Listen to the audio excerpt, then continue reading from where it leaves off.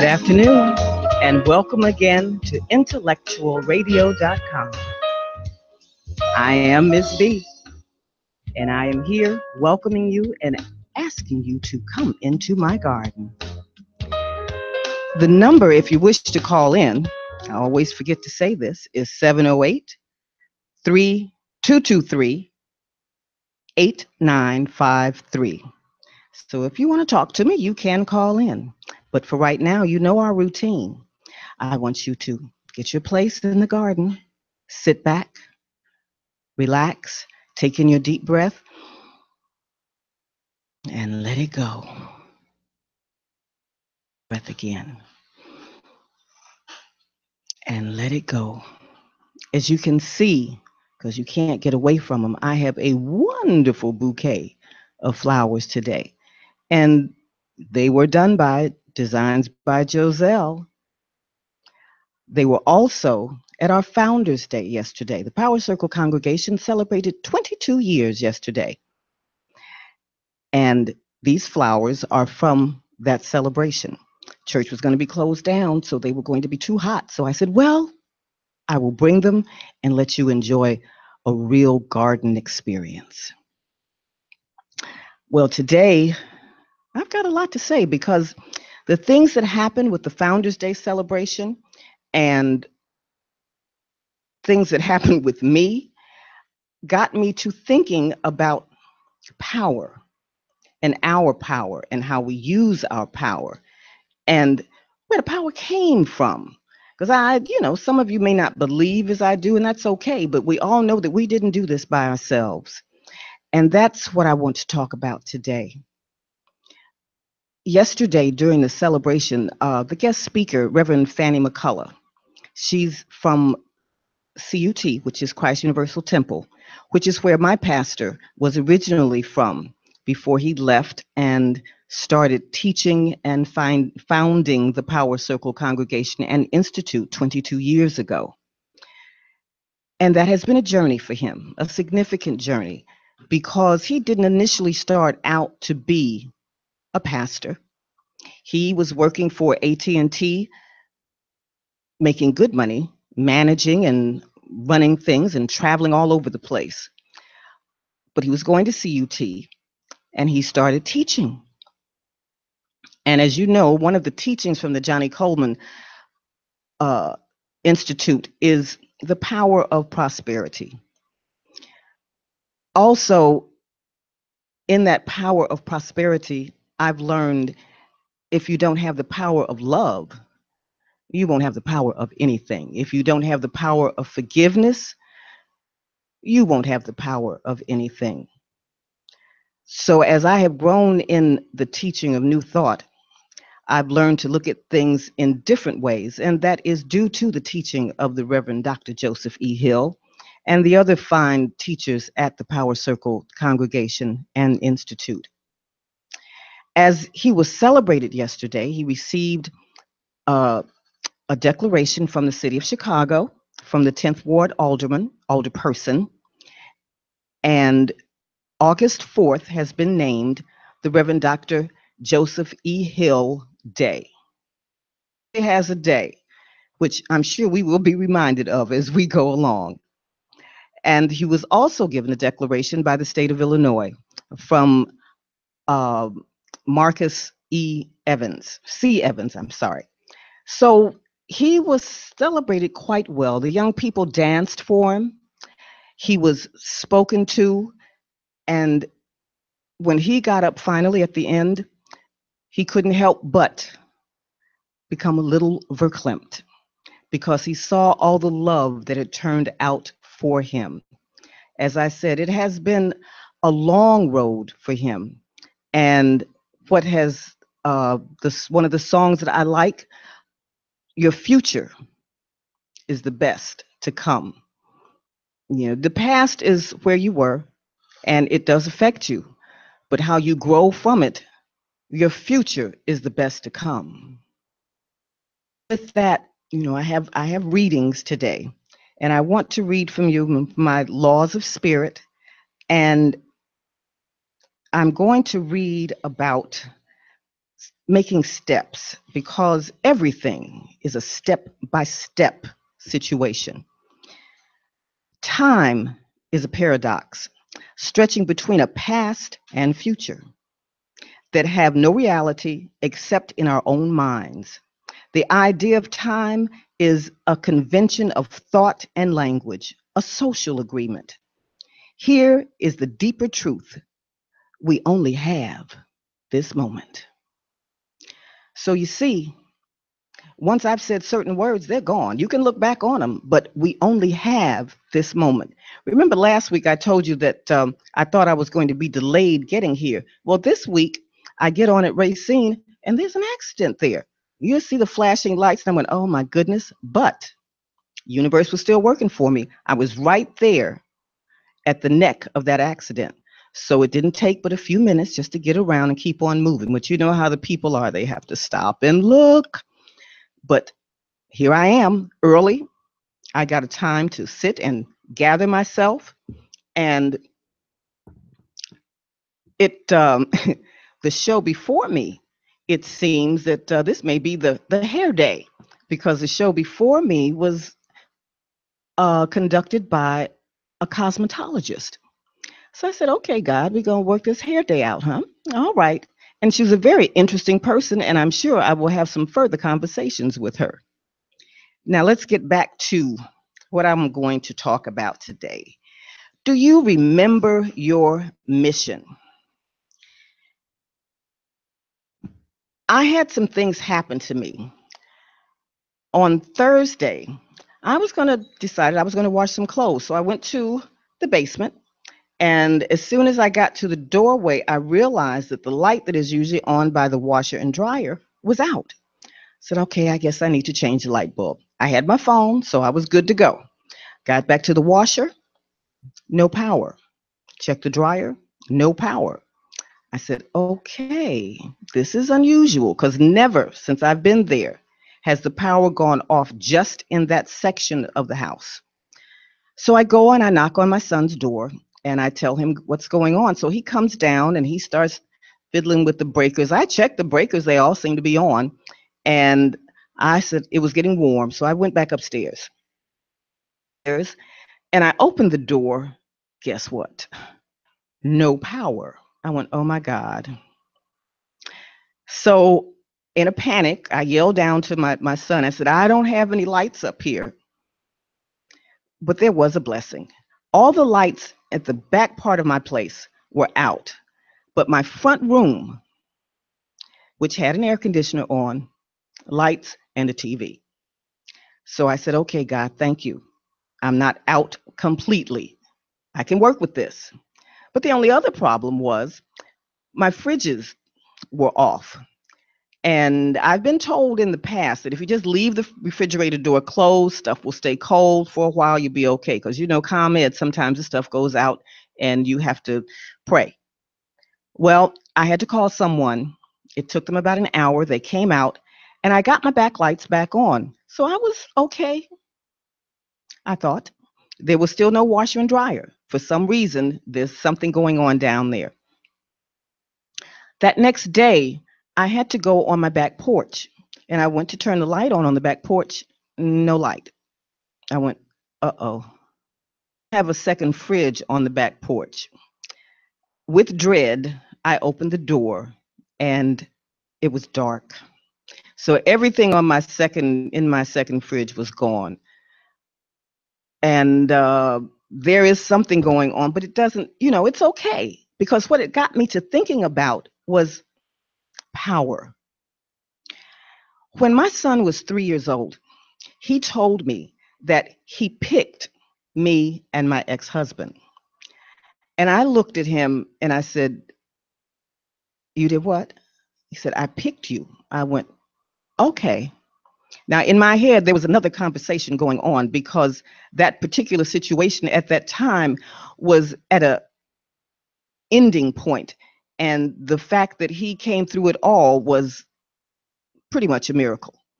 But once my son had made that decision, and I know the exact moment when that happened, I said, okay, And I just took that as it was, except there were things along my son's way as a child where he had his old folks say he used to have the sight. He had an intuitive nature. He could tell you certain things and you turn around and they happen. Okay, that's my son. Now, some years later, when I was in church, Reverend Hill was speaking to the young man who was our musician at the time. And he had gone through a heart episode.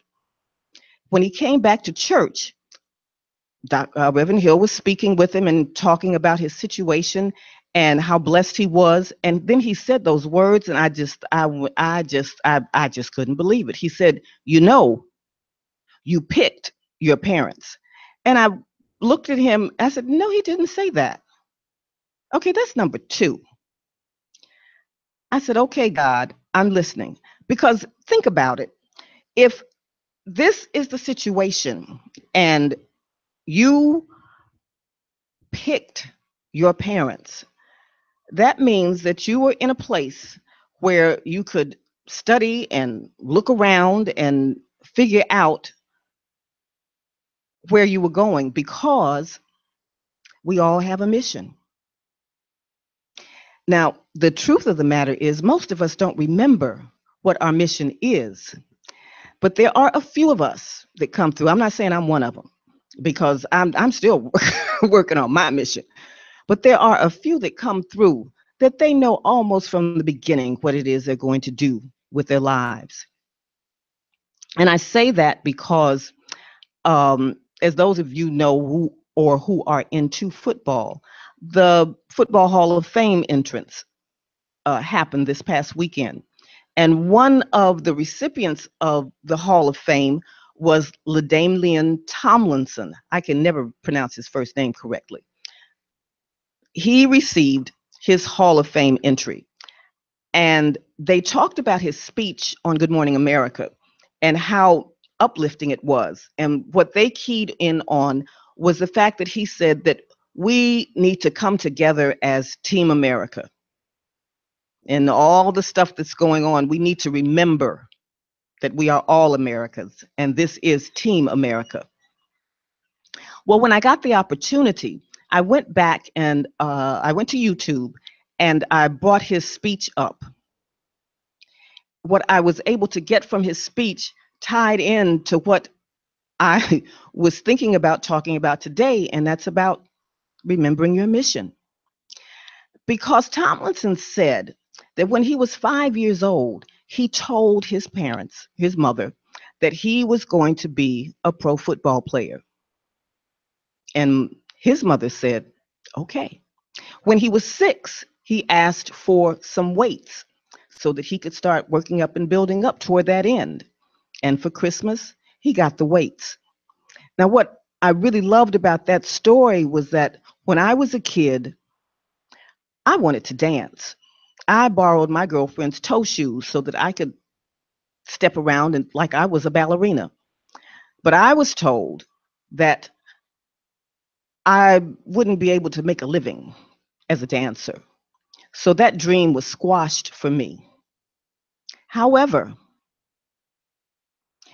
I wanted to dance. So God made a way, and I did dance. When I got to college, when I was grown, when I got to college, I went to Columbia College, as I told you a long time ago, and I ended up in the theater program. And as part of that theater program, I ended up dancing. I ended up doing creative dancing. So, to the parents out there, and I've said this before, listen to your children. Listen to what it is that they want to do and what they want to say, because in that is their truth. It's not about your truth. It's about their truth and how you encourage them to reach their goals, their dreams. So Tomlinson is talking, and he's talking about how there was a brother that he used to watch in high school play ball, and then there was a camp that was coming up, a football camp. He saw Emmett Smith's picture, and it was with the boys of America. So he told his mother he wanted to go to this camp. And his mother looked and saw the cost, and she said, I don't know if I can do that, son. But don't you know, this mom made a way, and he got to go to the camp, and he got to stand next to Emmett Smith and get a ball from Emmett Smith. And that impressed him. And he became one of the premier halfbacks in football. Now, my pastor, he doesn't know that I know this, and I'm not going to say the whole thing, but when we have a journey to take, and when we come from this space that none of us, most of us, don't remember, when we're in the womb, something goes on. And I heard a story from Reverend Hill's sister that gave me an inkling as to the spirit of the man. And he's talked about how he gave his mother fits, and he was a rambunctious child, so to speak.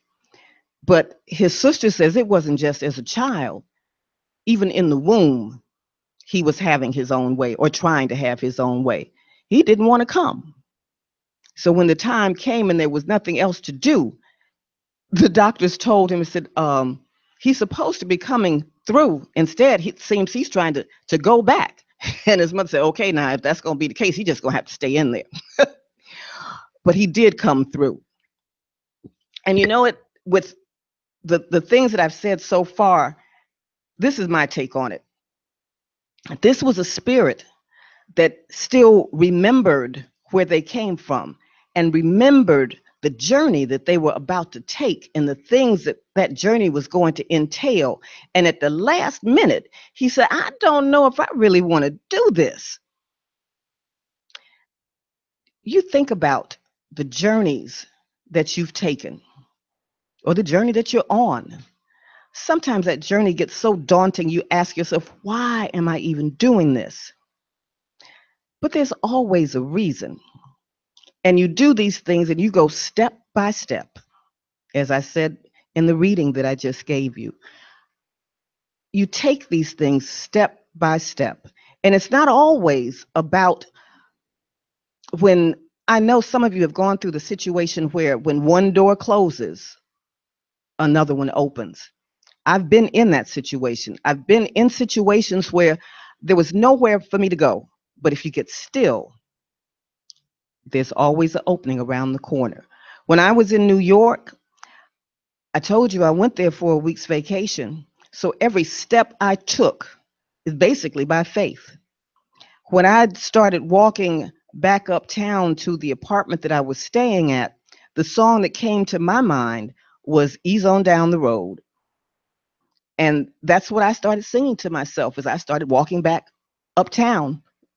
And the closer I got to the apartment, I was all into the song. You know, I was easing on down the road and bopping and said, okay, here we go. I didn't know where I was going. I didn't know what kind of work I was going to do. I know I wanted to do some theater. I did know that. And as I went along, I had temp work.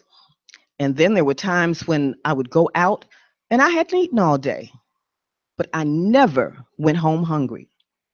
When I was looking for some theater work, someone told me about this group that was downtown. They used to call it Off Broadway.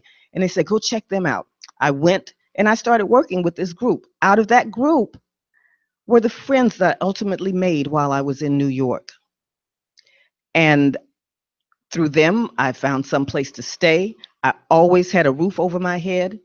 Through them, we found there was a restaurant near where we used to perform. And the young lady, I remember her name. Her name was Hisai. She was an Oriental lady, and it was a great restaurant. They used to have people standing all around to get to the restaurant. But she would always have space for us.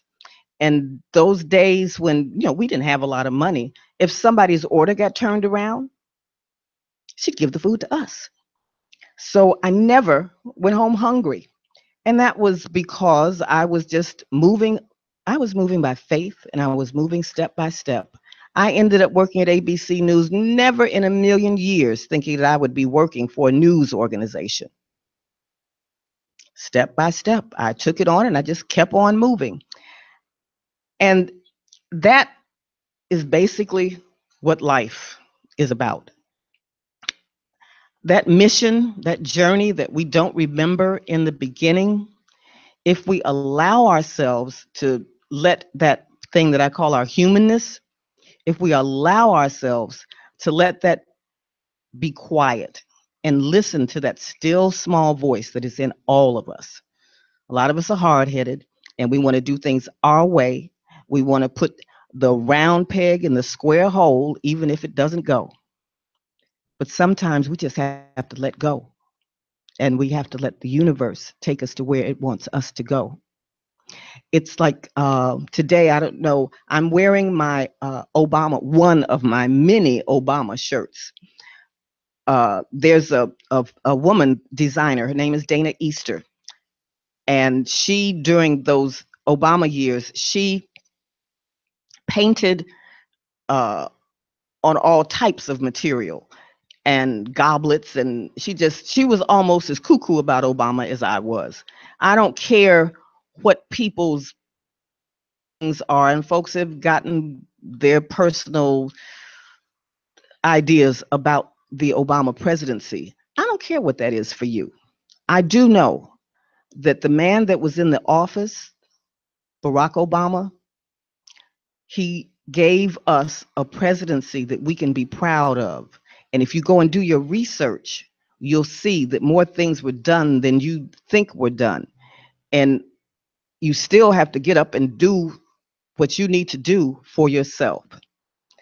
But the idea that if you have children, grandchildren, and they can look and see that there was a family in that White House with dignity and pride that showed the world how we can be, not what's going on now.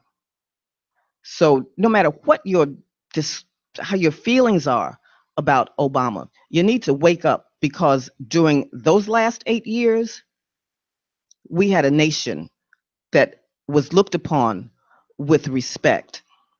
I was out of the country during some of those years, and people were glad to have President Obama in office.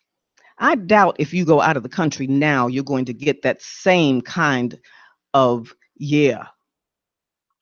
So I'm wearing my Obama outfit because August 4th was his birthday. Now, in my mind, I didn't remember that it was his birthday, but in my spirit said, put on some Obama today. So there was another part of me that knew and made sure that I was representing because they used to call me the Obama mama. Proud of it. So that's why I'm wearing my Obama today. Now, getting back to your mission, there are some of us, there are some of us who don't find their mission right away. Well, they don't know. I mean, I look across over here at Earl, and he's an engineer, and he's got a radio station because he went through a point where he didn't feel that things were coming his way in the industry that he thought they should. So he did it himself. There are a lot of us that are afraid to step out of our comfort zone. But if you've got a passion for something and you step out of what you think is your comfort zone, I guarantee you the doors that you need will open, the opportunities that you need will open. But that means that you have to trust someone other than yourself. And I'm not talking about other people. I'm talking about that power that is within you. That's going back to my lights. Now, I had dark spots in my house, but I did have light, which means I was able to go on and move on. And even when you're at your darkest, there's always a light. Like I said, I used my phone and there was a light that shone. The only time that you're completely dark is when you're gone. And I'm beginning to believe that that may just be momentary because you're just going to return to a different light. This thing that we call life is just a continuous circle. There's a time when we're here and there's a time when we're not. And the time that we're here in this body and we're doing things, We don't always remember the before or the after. And nobody's come back to me and told me about the after yet. But there is an after. And I do believe that once you complete your mission, then you're done.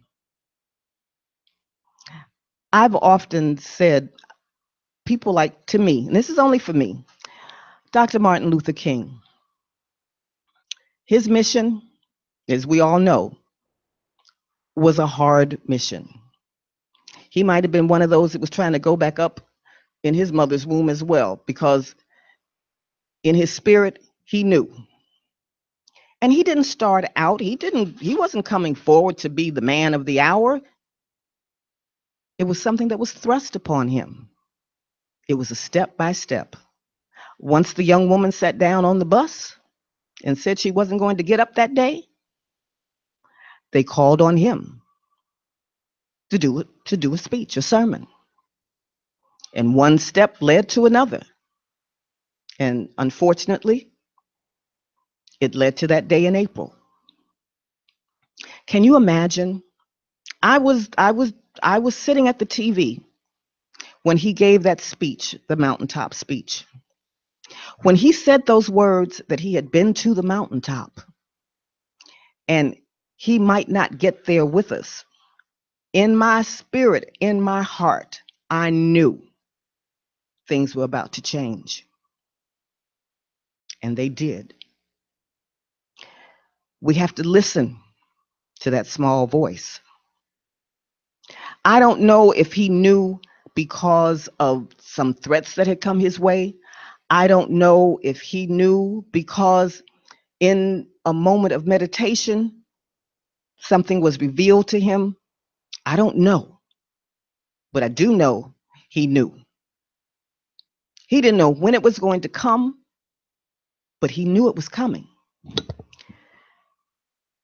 And Malcolm X, the same thing. We've had leaders that have come through us and have gone on, and when they have gotten to a realization that it wasn't just about us, it wasn't just about Black people, it was about people as a whole. After Malcolm went to Mecca, he was a different man. When Dr. King started talking about poor people in general, he was a different threat.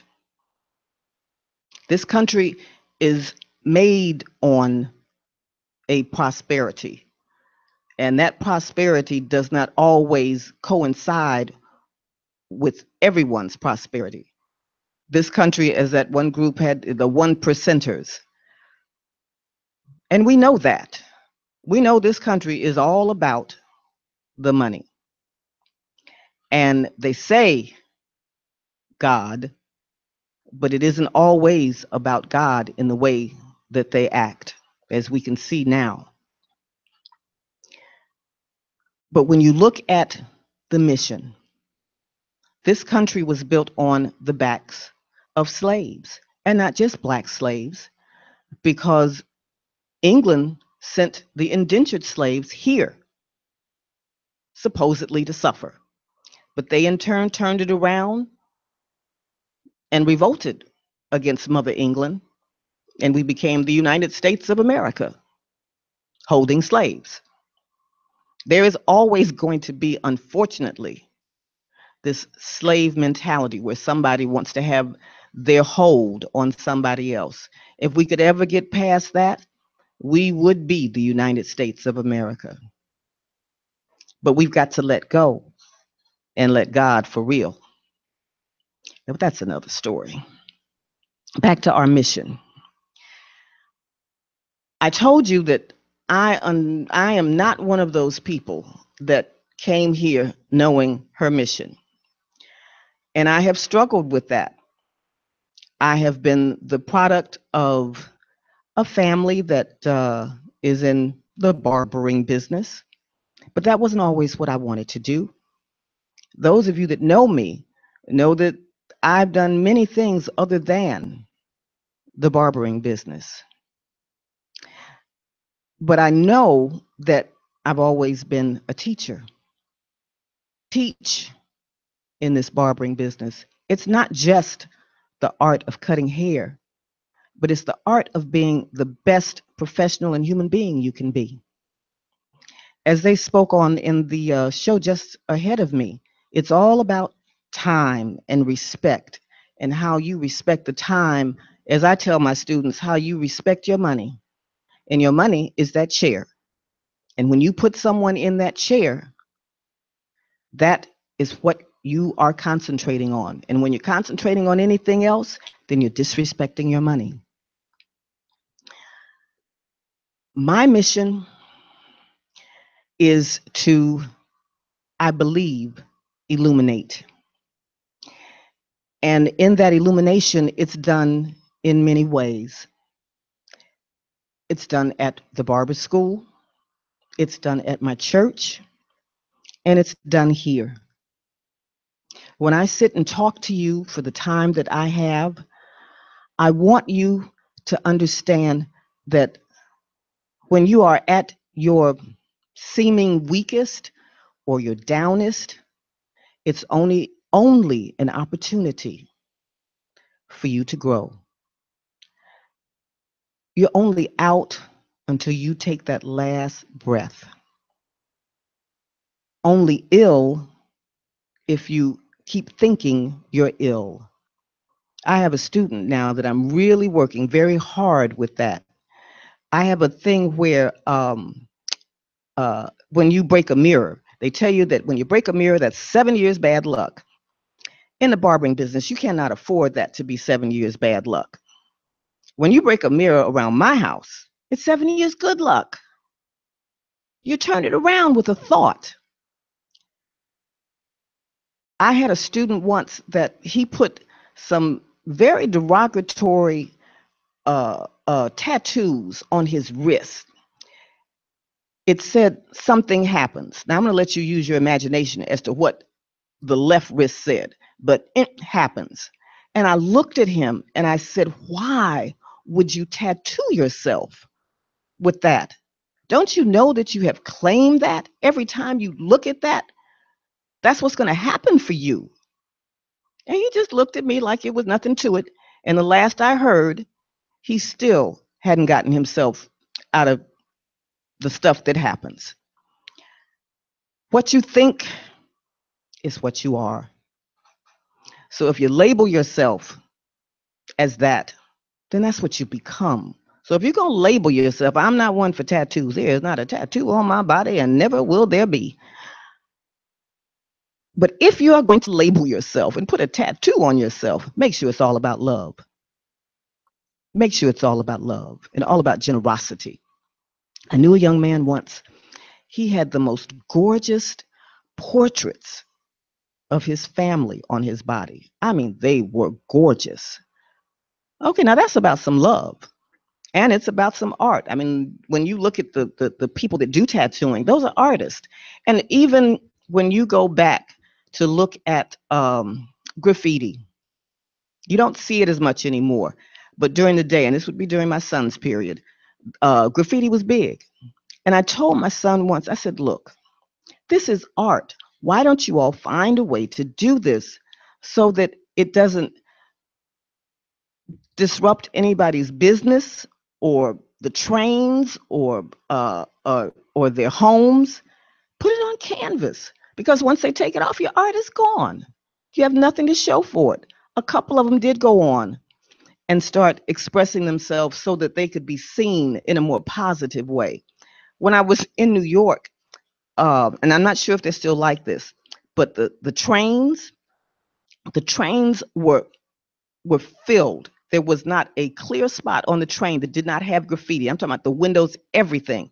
My mother came to visit me once, and we went down into the subway.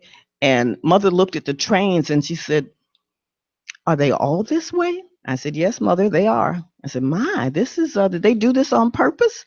I said, no, the people that run the trains had nothing to do with it.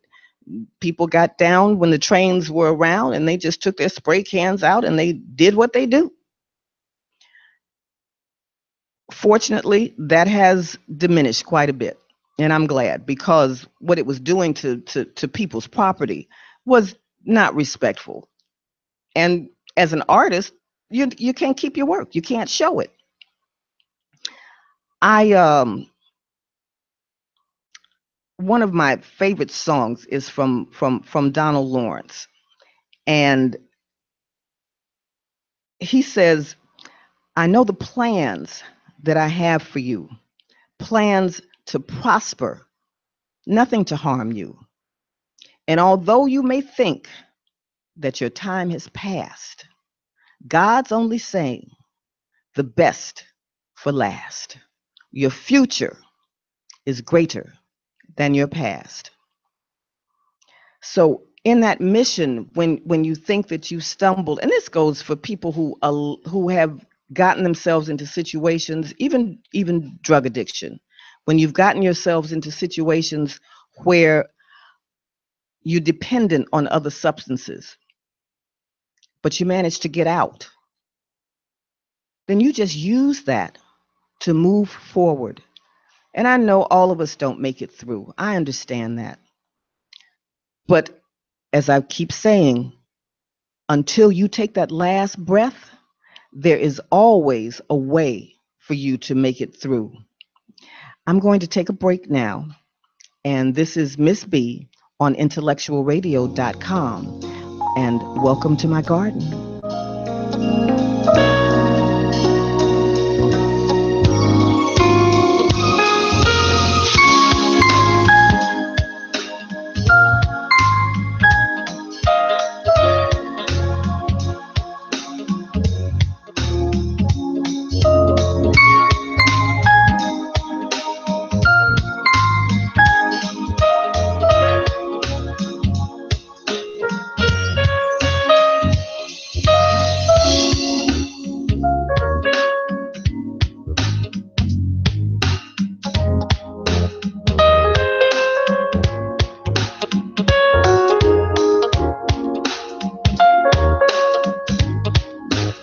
Take a real good look in the mirror.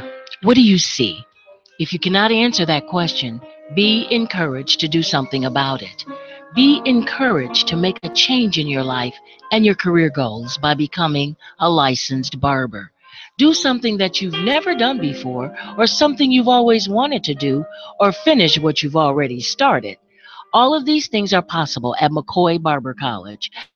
The barber industry needs sincere individuals who want to become licensed barbers. If that's you, visit McCoyBarberCollege.net and see how you can change your life by becoming a licensed barber.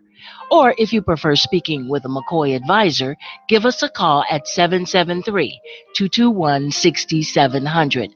That's 773-221-6700. McCoy Barber College, where lives change and careers begin. Well, I'm back. I'm going to read one more thing, and then I'm going to lighten this up a little bit, because this is something that's been on my spirit for a few weeks now, that I've seen on TV. But I'm going to read this to you to close out about your mission. Whenever you have a problem, it involves something past or future. You keep problems alive in your present mind by giving them your attention and energy, letting them live rent free in your head. Contrast, don't give them the time of day. Life's too short. All right. Now, there's a commercial on TV that really bugs me every time I see it. How many of you have seen this commercial where the parents come home and there's a teenager sitting on the couch, got her legs all cocked, and they say, "Okay, thank you," and that's $30, and she says, "No, it's going to be $50." And they look at her, and she says, "Well, I had to order the pizza, and then I had to babysit the dog." And then the mother says, "Excuse me." Well, I don't think she says excuse me, but this is a sister saying this. "Excuse me, are those my shoes?" And says, "Oh, yes, they were my size, but nothing else in your closet fit." Okay. There is not a black woman out here that would have taken that from a teenage child. First of all, if you agreed to $30 is what you're going to get unless they're late getting back. Second of all, child got on your shoes. Excuse me, you might not even get your $30 because that means you're rummaging through my house. What do you think I'm going to do? Because you're walking around in, and they were some cute shoes too. You're walking around in my shoes and you had the nerve to try on some of my clothes. We'd be on the phone so fast calling a mother saying, excuse me, your child is not ready for babysitting. I don't know what's going on. But that commercial, that commercial bothers me. And it bothers me because it's not the only one that I've seen recently. Commercials now are giving young people, the young generation, giving them the power as if they control something. And I think part of the issue with what's going on now with our children is we have to remember they don't control anything. They are not paying rent. They don't have any jobs. Their job is to go to school and get an education and make their way. But showing them in commercials that uh, I know we agreed to a certain amount, but because of this, that, and the other, I've decided it's going to be this, that, and the other. I don't think so. So I challenge, and I can't even remember now that I'm thinking about it. I have no idea what they were even advertising. That's another thing about commercials. How many commercials have you seen that after it's over, it might have been a cute commercial, but when somebody asks you, well, what were they advertising? And you go, well, I don't know. So when I watch it again, I'm going to have to remember about what they were actually advertising because the only thing that caught me, and it wasn't even the ordering of the pizza, it wasn't even the babysitting the dog. It's when old girl looked at her and she had on her shoes. I want every woman out there who is a mother, just tell me when you respond what you would say if you came in and you found pretty much a stranger that had been going through your things at your house. You know, I have no words for that. So I'm going to, did I have another? Let me see here. I'm going to start to wrap up the show today. And I want you to think about what we said today, what I said today, me, myself, and I, the spirit of three, what we said today, as far as your mission, where it is, if you remember it. I'd like to hear from some of you. Send me a post and send me a message to let me know whether or not you've always known what it is you wanted to do, or if you had a struggle and then one day the light bulb came on and you said, "This is what I want to do." I'd like to hear from you in regards to that. Uh, I have some notes that I'm going to bring in next week because there's some events coming up that I want you to be aware of. One of them is my high school is going to be celebrating. We have reunion dance almost every year at Parker High School. That's how we stay. We stay Parker. We stay live. And it's going to be in September, and I'm going to bring that information to you because just in case there are any old Parkerites out there that might want to go, you'll be able to do that. Also, I know I better mention this, I will be in trouble. In November 11th, 2017, the Power Circle congregation will be holding its gala, its anniversary gala. If you would like to attend, please inbox me for those of you that know me. And if you don't, you can talk to someone that does. The tickets will be $100. It's going to be a great affair. We're going to have live music and dancing and great food. It's going to be at Tinley Park. And we have a payment plan because it's not until November. So you can get your tickets. You can pay on your tickets so that you can have your tickets. I'm working on a table. So, if you want to get your ticket from me, I will be more than happy to have you sit at my table. Oh, and there is another announcement that I want to make, and it's going to be about Earl. And I'm going to make that announcement next Monday because I know there are those of you that would want to come out and support him as well. They're going to get that written up for me, aren't you? They're laughing at me. But yes, Earl is going to be recognized. And I'm going to tell you more about that next week. I keep putting it off because they haven't given me anything yet, but now I've put them on notice so that they know. Next week, I will be giving you some information about Earl Winfrey being recognized this year. All right, my flowers. We are going to close today. Think about those buds that are sitting in your garden and haven't been nourished for a while.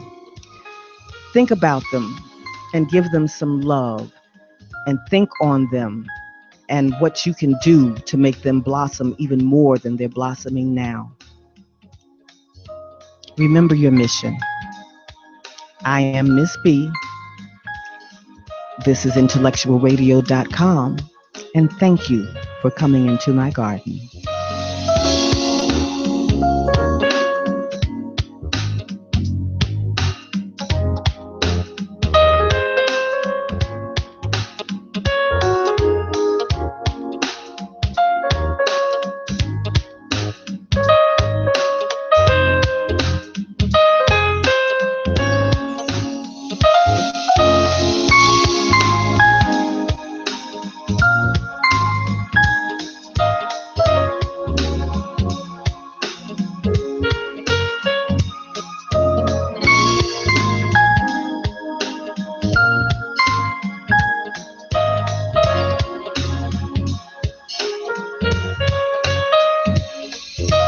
Take a real good look in the mirror. What do you see? If you cannot answer that question, be encouraged to do something about it. Be encouraged to make a change in your life and your career goals by becoming a licensed barber. Do something that you've never done before, or something you've always wanted to do, or finish what you've already started. All of these things are possible at McCoy Barber College. The barber industry needs sincere individuals who want to become licensed barbers. If that's you, visit McCoyBarberCollege.net and see how you can change your life by becoming a licensed barber. Or if you prefer speaking with a McCoy advisor, give us a call at 773-221-6700. That's 773-221-6700. McCoy Barber College, where lives change and careers begin.